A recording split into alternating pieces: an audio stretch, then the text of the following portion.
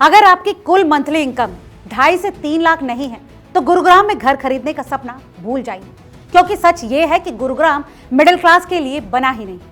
दोस्तों, ये बात कोई ट्रोल या फिर एलिटिस्ट नहीं कह रहा, बल्कि खुद रियल एस्टेट एडवाइजर और सुपर एकर्स के फाउंडर समीर सिंघाई कह रहे हैं, और वो भी पूरे मैथ्स के साथ। उनका साफ कहना है कि ये एरोगेंस नहीं है, ये इकोनॉमिक्स है। दोस्तों, गुरुग्राम को अक्सर भारत का फास्टेस्ट ग्रोइंग कॉर्पोरेट सिटी कहा जाता है, लेकिन जमीनी हकीकत ये है कि ये शहर हर इंडियन के लिए बना ही नहीं। ज्यादातर लोग ये मानते हैं कि अगर मेहनत करें, सैलरी बढ़ जाए और ईएमआई मैनेज हो जाए तो गुरुग्राम में भी घर खरीदा जा सकता है। लेकिन रियल एस्टेट एक्सपर्ट्स के मुताबिक ये सोच ही गलत है, क्योंकि गुरुग्राम का प्रॉपर्टी मार्केट इमोशंस या फिर एस्पिरेशंस पर नहीं, बल्कि हार्ड इकोनॉमिक्स पर चलता है।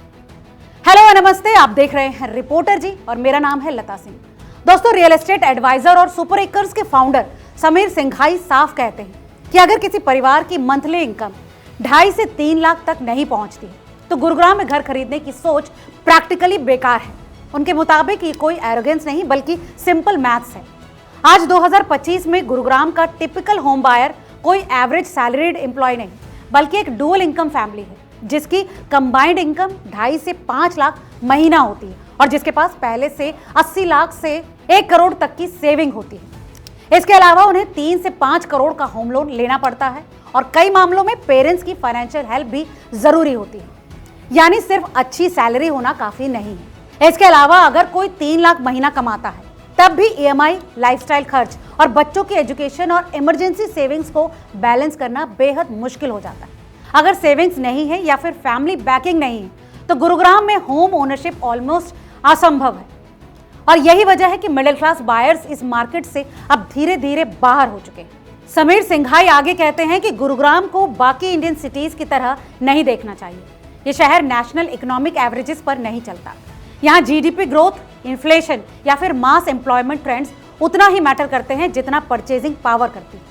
गुरुग्राम की डिमांड उन लोगों से आती है जिनकी इनकम और कैपिटल कंट्री एवरेज से कई गुना ज्यादा है, जैसे सीएक्सओज, स्टार्टअप फाउंडर्स, एनआरआईज, एक्सपर्ट्स और सीनियर कॉर्पोरेट एग्जीक्यूटिव्स।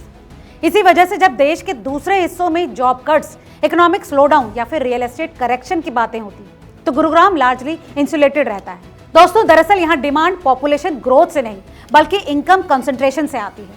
यहाँ कम लोग हैं लेकिन उनके पास पैसा बहुत ज्यादा है। ऊपर से गुरुग्राम में डेवलपेबल लैंड लिमिटेड है, जिससे सप्लाई ऑटोमेटिकली सीमित हो जाती है। इस डिमांड को एनआरआईज और फॉरेन इन्वेस्टमेंट और भी मजबूती देते हैं। मतलब ग्लोबल इनकम वाले बायर्स लोकल स्लोडाउन से प्रभावित नहीं होते और इसीलिए मार्केट में पैनिक सेलिंग नहीं होती। उनका कहना है कि गुरुग्राम में प्राइसेस हेडलाइन से नहीं गिरते और रियल एस्टेट मार्केट में लिक्विडिटी बनी रहती है। और यही वजह है कि गुरुग्राम में प्रॉपर्टी प्राइसेस स्लोडाउन के दौरान भी लचीले रहते हैं। दोस्तों, असल बात यह है कि गुरुग्राम का रियल एस्टेट बाजार बेहद एक्सक्लूसिव है। यहाँ अफोर्डेबिलिटी नहीं, बल्कि एक्सक्लूजन ही वैल्यू क्रिएट करती है। सच्चाई यह है कि ज्यादातर लोग इसे अफोर्ड नहीं कर सकते और एग्जैक्टली यही वजह है कि यहाँ मांग बनी रहती है और प्राइसेस होल्ड करते हैं। दरअसल ये कोई हाउसिंग क्राइसिस नहीं, बल्कि एक कंट्रोल्ड प्रीमियम मार्केट है जहाँ एंट्री बैरियर ही स्टेबिलिटी देता है। तो दोस्तों, कुल मिलाकर अगर आपकी इनकम 1 से 1.25 लाख महीना है और आप पहली बार घर खरीद रहे हैं या फिर ईएमआई के लिए अपनी पूरी लाइफस्टाइल कॉम्प्रोमाइज नहीं करना चाहते तो गुरुग्राम आपके लिए नहीं है और शायद कभी था भी नहीं। और यही वो कड़वी हकीकत है जो आज का सच है, जिस पर बिल्डर्स और ब्रोकर्स खुलकर बात नहीं करते। दोस्तों, आपको क्या लगता है, क्या आज भी गुरुग्राम में एक 25 से 30 हजार सैलरी वाला व्यक्ति घर खरीद सकता है या फिर आने वाले साल में भी घर खरीदने की सोच सकता है? अपनी राय हमें कमेंट करके जरूर बताएं। और हाँ, वीडियो अगर काम का लगा हो तो इसे लाइक और शेयर करना ना भूलें।